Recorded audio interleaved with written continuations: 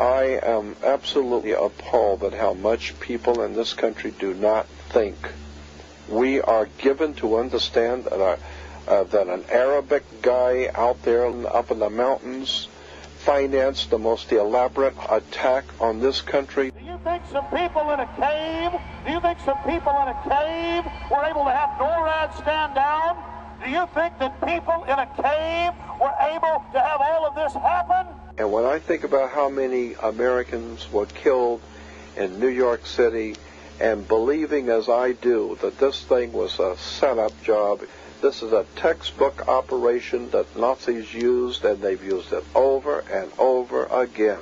America has been suckered in one more time. I don't have to tell you things are bad. Everybody knows things are bad. The dollar buys a nickel's worth.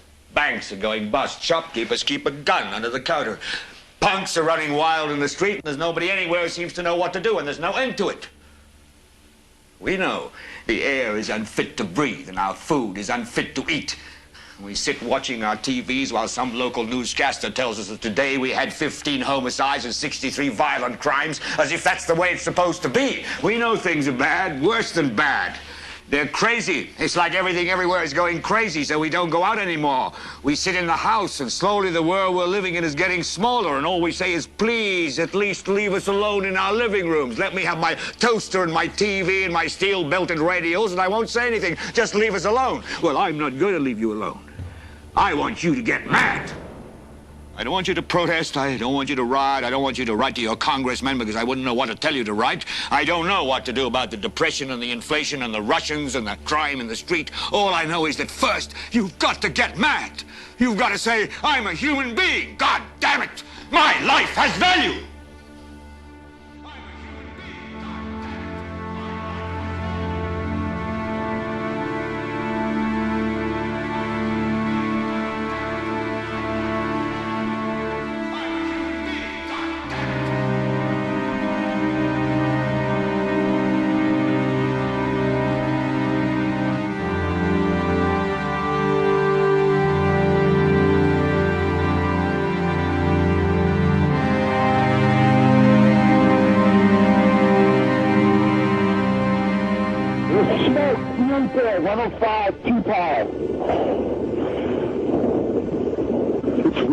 It's black, it's iron. My wife thinks I'm all right. I called her and said I was leaving the building. I was fine, and bang.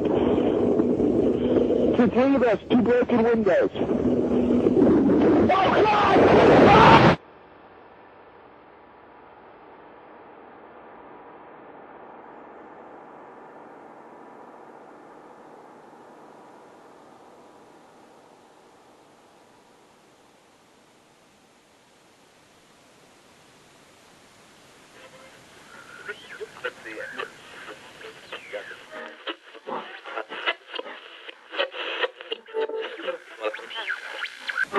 When hostilities commenced in Europe in 1939, it was realized that the American people had no intention of entering the war. But they believed that this country could be enticed into the war in very much the same way that it was enticed into the last one. They planned, first, to prepare the United States for foreign war under the guise of American defense. Second, to involve us in the war step by step without our realization. Third, to create a series of incidents which would force us into the actual conflict. These plans were, of course, to be covered and assisted by the full power of their propaganda. Our theaters soon became filled with plays portraying the glory of war. Newsreels lost all semblance of objectivity, and they have used the war to justify the restriction of congressional power and the assumption of dictatorial procedures on the part of the President and his appointees. A fear campaign was inaugurated. We cannot allow the natural passions and prejudices of other peoples to lead our country to destruction.